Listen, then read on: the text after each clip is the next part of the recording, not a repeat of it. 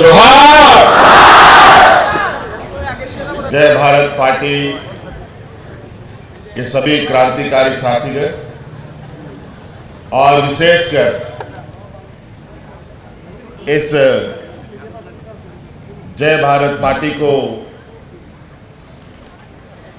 सींचने की, उसको आगे बढ़ाने का काम करने वाले आप सभी जुझारू कार्यकर्ता साथियों का मैं आज इस कार्यकर्ता सम्मेलन में हार्दिक अभिनंदन करता हूं, स्वागत करता हूं और पुनः आप सबको भी जोहार करता हूं।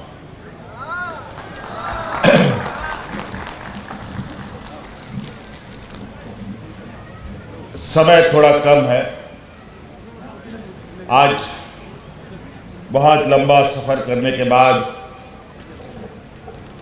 आपके इस बीच में मुझे आने का मौका मिला। कई दिनों से और अलग अलग समय पर आपके वरिष्ठ नेताओं ने हमसे संपर्क किया था।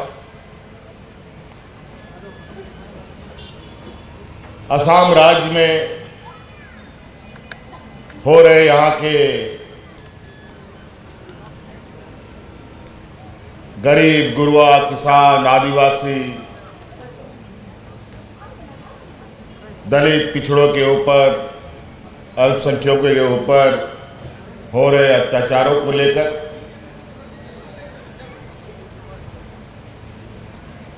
और लंबे समय से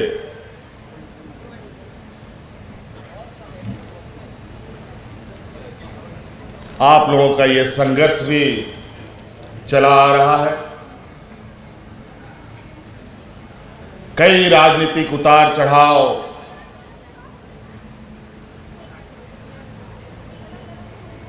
आप लोगों ने देखा है।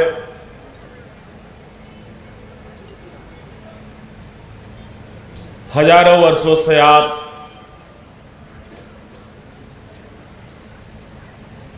सिर्फ असम नहीं, इस देश का एक ऐसा व्यापार जगत का आप सब लोग अभिन्न अंग हैं कि अगर आप लोगों ने हाथ खींच लिया तो वो व्यापार भी ठप हो जाएगा। और वो व्यापार है देश का चाय का उद्योग। आज देश का चाय का उद्योग सिर्फ आदिवासियों के बदौलत चलता है।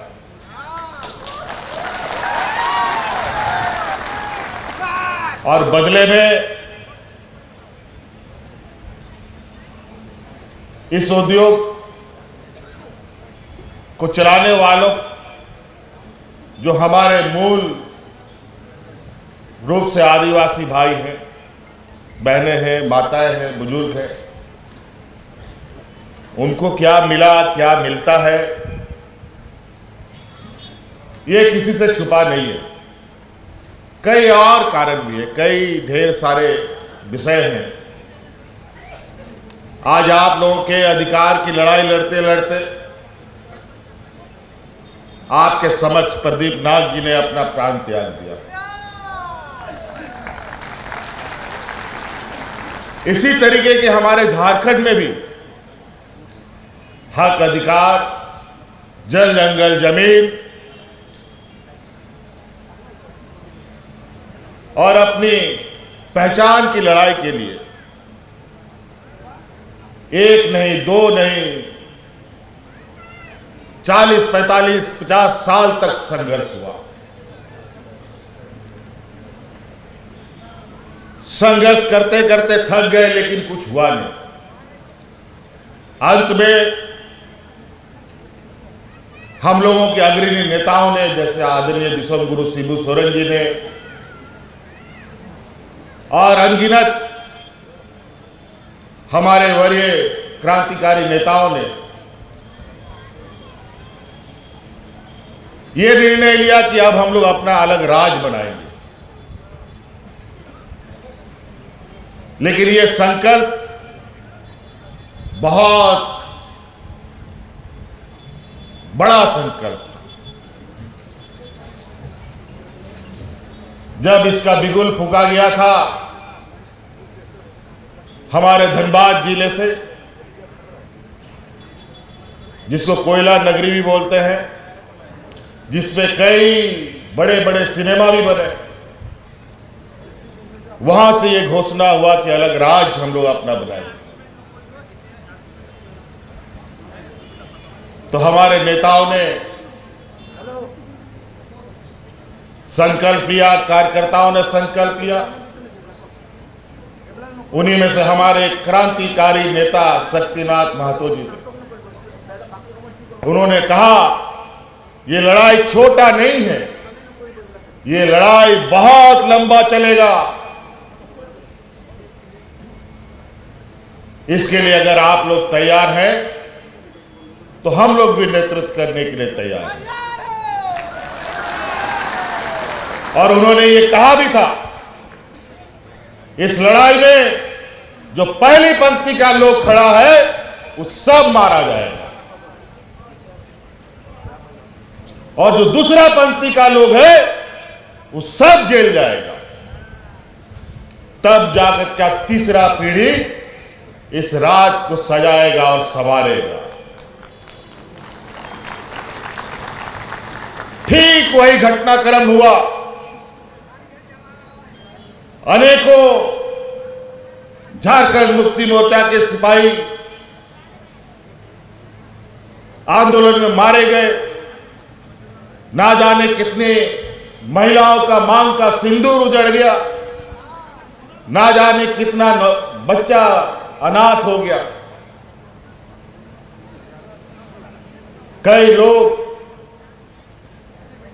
जेल का कोर्ट कचहरी आज तक झेल रहे, लेकिन लड़ाई से पीछे नहीं हटा। तब जाकर के ये राज हमें मिला। लेकिन बड़ा दुर्भाग्य की बात, हम लोग उस समाज से आते हैं जहां हमारे समाज के अंदर कई सारी समस्याएं हैं। सामाजिक रूप से कमजोर, आर्थिक रूप से कमजोर, बौद्धिक रूप से कमजोर, और लड़ाई ऐसे लोगों के साथ है जो सभी चीजों से सुखी संपन्न है, बुद्धि से भी बड़ा है, आर्थिक रूप से भी मजबूत है, सामाजिक रूप से भी मजबूत है।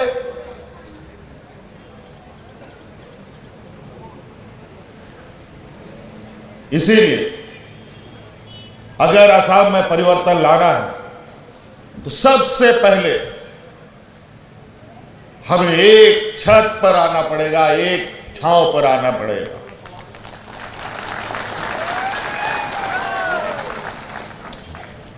नहीं तो ये लड़ाई और आज का लड़ाई थोड़ा अलग तरीके का लड़ाई है। पहले हम लोग के झारखंड में नारा होता था, कैसे लेंगे झारखंड, लड़के लेंगे झारखंड। लेकिन अब बुद्धि का लड़ाई चलता है, दिमाग का लड़ाई चलता है। सही और गलत और अपने इर्द गिर्द होने वाले गतिविधियों को और उससे नुकसान को पहचानना होगा। आज अगर आप लोग तैयार हैं तो मैं आपको बताना चाहूंगा कि हम लोग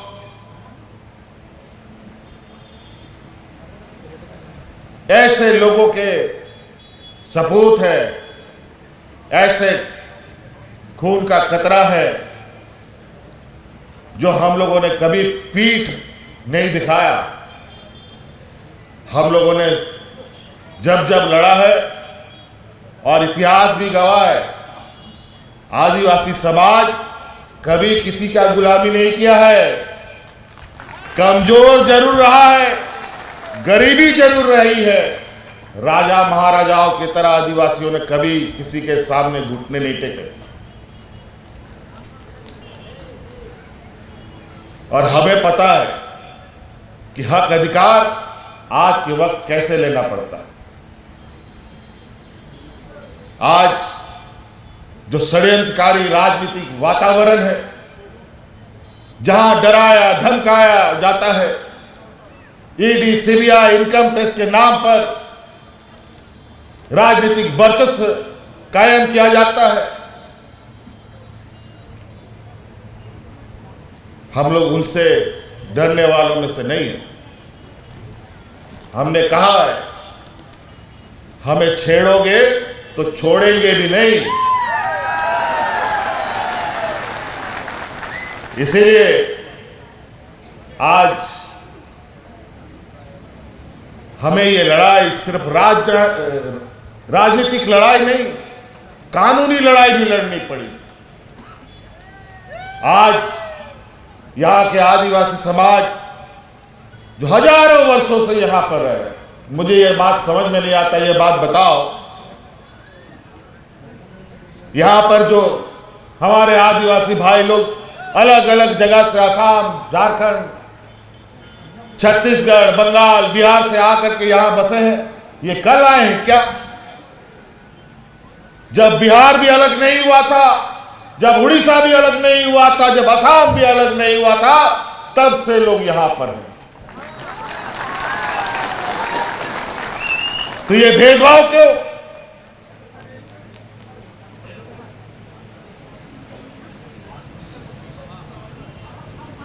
बहुत सारी बातें, अगर हम बातों को शुरू करेंगे तो बहुत लंबा होगा, लेकिन लड़ाई अभी सामने है। हम लोग और आप लोगों के साथ मिलेंगे, लेकिन अगर आप लोग तैयार हैं तो इनकलाब जिंदाबाद के साथ आगे बढ़िए, निश्चित रूप से मंजिल हमें मिलेगी।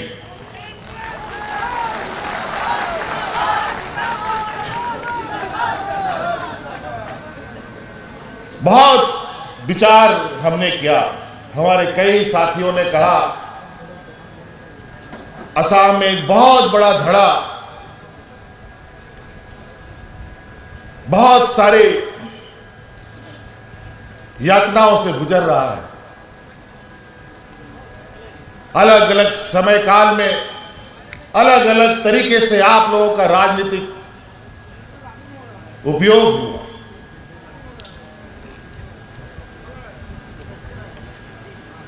और आज इतना बड़ा समूह और यहां हक अधिकार और सम्मान की लड़ाई लड़ना, बड़ा विचित्र बात।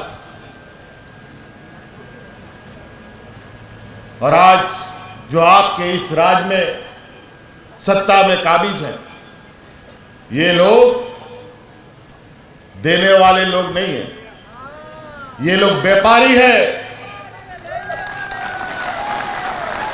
और व्यापारी लोग जब तक अपना फायदा नहीं देखेगा, तब तक वो आपके साथ उठ बैठ नहीं करेगा।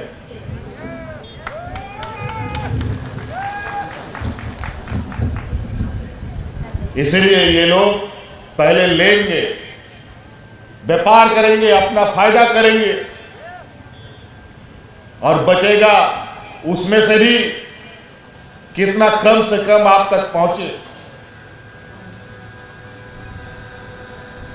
आज हमारे विशेषकर आदिवासी दलित पिछड़ों के साथ जो पूरे ग्लोबली देश के अंदर स्थिति है, बड़ी चालाकी से हमारे हक अधिकारों को ये अपने घर में ले जाते हैं, और बड़ा योजनाबद्ध तरीके से हमें सामाजिक रूप से, आर्थिक रूप से, बौद्धिक रूप से कमजोर करने का प्रयास होता है।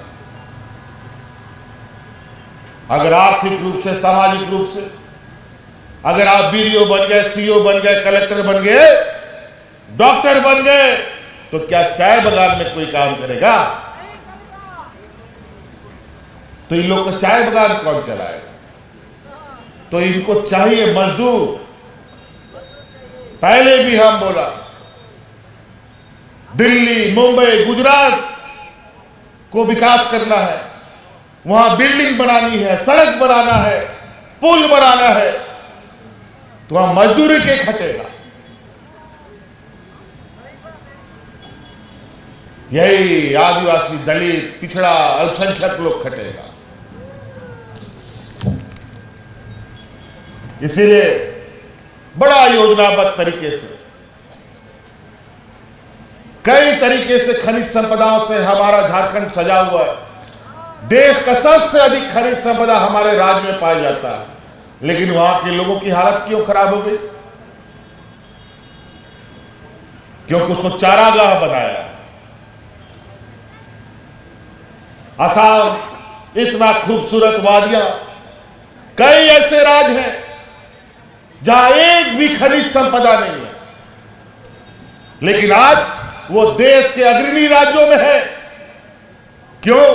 कुदरत ने उसको इतना खूबसूरत बनाया है कि जहां पर लोग सैलानी के रूप में जाकर के वहां की आर्थिक गतिविधियों को बढ़ावा देते हैं। उनके लिए नीतियां बनती है, लेकिन हमारे लिए नीतियां क्या बनती है?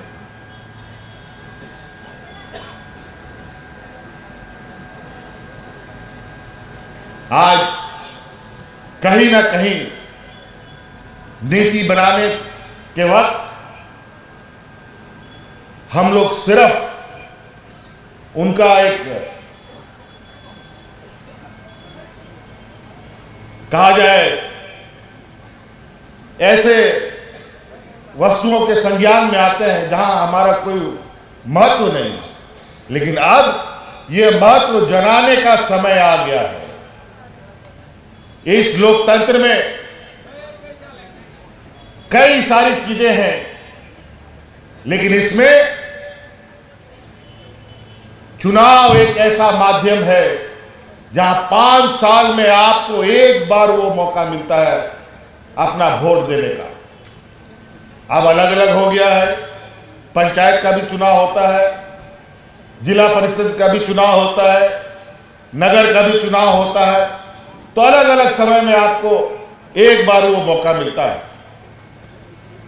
लोकसभा, विधानसभा के अंदर 5 साल में एक बार आपको अपने मतों का प्रयोग करने का मौका मिलता है। अगर वो मत सही जगह चला गया तो उसका परिणाम भी सही होता है, और गलत जगह जाता है तो 5 साल आंसू बहता है, पहुंचने वाला कोई नहीं होता। और एक वोट से आदमी कुर्सी में बैठ भी जाता है और एक वोट से कुर्सी से हट भी जाता है, और वो वोट किसकी अंगुली में है कोई नहीं बता सकता। आप ही के बीच से अगर किसी ने वोट नहीं दिया तो पता चला कि वो कुर्सी से हट गया। हो सकता है कि आप में से सभी में से लोगों ने सब ने वोट किया तो वो आदमी कुर्सी में बैठ गया। तो एक वोट का बहुत बड़ा महत्व है। 1 लाख वोट का कब, 1 लाख वोट तो बाद में आएगा। एक वोट से ही आदमी का निर्णय हो जाता है। इसलिए राजनीतिक लड़ाई बड़ा चतुराई की लड़ाई हो गया है आज के लिए। हम लोग के आंख के नीचे से ये लोग अपना सारा खेला खेल लेता है, और आज के दिन में तो चुनाव आयोग, अलग अलग संस्थाएं मानो उनके जेब में हो। और तो और अभी एक नया समस्या देख लीजिए, अभी पता नहीं तीसरा विश्व युद्ध की ओर दुनिया ना जा रहा हो, खाड़ी देशों में उथल पुथल हुआ पड़ा है, और महंगाई कम करने के नाम पर ये लोग देश में आए थे। महंगाई तो कम किया नहीं और अब कम होने वाला भी नहीं। अभी तो गैस सिलेंडर का ही दाम बढ़ा है, कल दाल, चावल, आटा, कपड़ा, लत्ता, साबुन सब चीज का दाम बढ़ेगा। और अमीर लोगों को क्या फर्क पड़ता है? फर्क पड़ेगा आपको, फर्क पड़ेगा हम लोगों को, हमारे परिवारों को।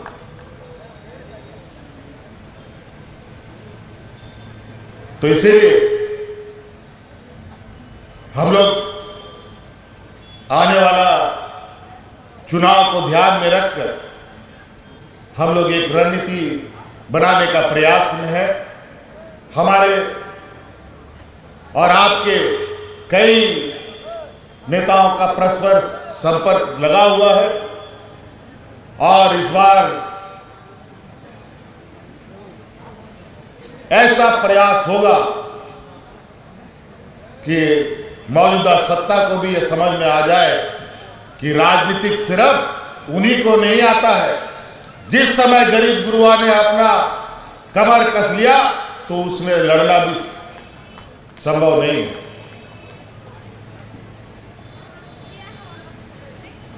आपके पास खोने को कुछ नहीं है, उसके पास खोने के लिए सब कुछ है। आपको सिर्फ पाना है और पाने के लिए आगे बढ़ना पड़ेगा।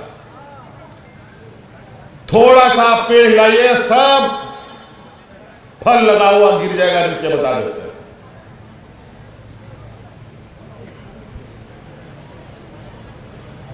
आप लोगों के खून पसीने का गाड़ी कमाए ये लोग अपना घर चला रहे हैं। बहुत सारी चीजों पर हम आपसे चर्चा करेंगे। हम लोगों का चिंतन भी बहुत तेजी से आगे बढ़ रहा है। अगर आप लोग की एकजुटता और हमारे यहाँ के आदिवासी भाई बहनों की एकजुटता अगर एक प्लेटफॉर्म पर हम लोग रहे तो निश्चित रूप से बड़े बदलाव होंगे और आने वाला समय में हम लोग यहाँ के आदिवासी, यहाँ का आदिवासियों का दर्जा आपको कैसे मिलेगा, इसका भी रास्ता अपने आप खुलेगा और उसमें हम आपका कदम से कदम मिला करके आगे बढ़ेंगे। यही आप सोचिए जरा, जब असम अलग नहीं हुआ, झारखंड अलग नहीं हुआ, बिहार नहीं अलग हुआ, उड़ीसा अलग नहीं हुआ, बंगाल के परिधि में ये आता था, उसी समय सब लोग, उससे पहले से ही लोग यहां पर, कैसे फिर लोग छट गए। आपकी ये बात संविधान पीठ पे ले जाकर के बहस करवाएंगे हम लोग। कैसे नहीं बनेगा हम लोग को, कैसे नहीं मिलेगा। बहुत अलग अलग तरीके से समझ में हम लोग को नहीं आता है। आज के दिन में भी उनके चालों को समझ पाना बड़ा कठिन है, लेकिन कोई बात नहीं, हम लोग सदियों से ऐसे ही चले आए हैं। 100 सुनार का तो एक लोहार का, इसीलिए अब हम लोग अब उसी तर्क पर चलेंगे कि पहले अपना अधिकार सम्मान के लिए अपने सत्ता तक कैसे हम लोग पहुंचे, कैसे आप लोग उन जगहों पर बैठे जहां आप खुद निर्णय कर सके, यहाँ के आदिवासियों के साथ, यहाँ के मूल वासियों के साथ और असम के विकास के साथ क्या करना चाहिए। अब छोटा छोटा चीज में अब बड़ा लक्ष्य लेकर चलेंगे। अबुआ दिसोम, अबुआ राज।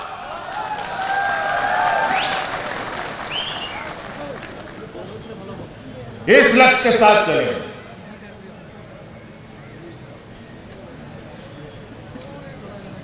तो साथियों, हमको पुर्जी भी थमा दिया गया है। हमारा और एक कार्यक्रम है। आज का तो पहला सफर था। उम्मीद करते हैं कि हम लोग उस रणनीति को बना पाने में सफल हो जाए, जहां पहला कदम नहीं, यहीं पर रह करके आप लोगों के साथ संवाद स्थापित हम लोग करेंगे और आगे का लड़ाई का रणनीति, राजनीतिक लड़ाई की रणनीति तय करेंगे। आप सब लोगों को आज के इस सभा में उपस्थित होने के लिए सभी कार्यकर्ता साथियों का बहुत बहुत आभार और इन्हीं बातों के साथ मैं अपनी वाणी को समाप्त करना चाहता हूं। आप सभी लोगों का बहुत बहुत धन्यवाद। पुनः जोहार। रॉयल इंडिया में आपका स्वागत है। भारत के सबसे विश्वसनीय सोलर मोटर पंप और एमपीपीटी कंट्रोलर निर्माता। रॉयल इंडिया का high performance movable trolley solar water pumping system प्रस्तुत है। बेहतर दक्षता के लिए डिजाइन किया गया और आसानी से ले जाने योग्य। सरकारी परियोजनाओं के लिए अनुमोदित देश भर के कॉन्ट्रैक्टर्स और एजेंसियों की पहली पसंद। एमएनआरई द्वारा अनुमोदित, उल प्रमाणित, उद्योग मानकों के अनुरूप स्वदेशी उत्पाद। सार्थक ऊर्जा समाधान के लिए हमारे साथ साझेदारी करें। आज ही संपर्क करें।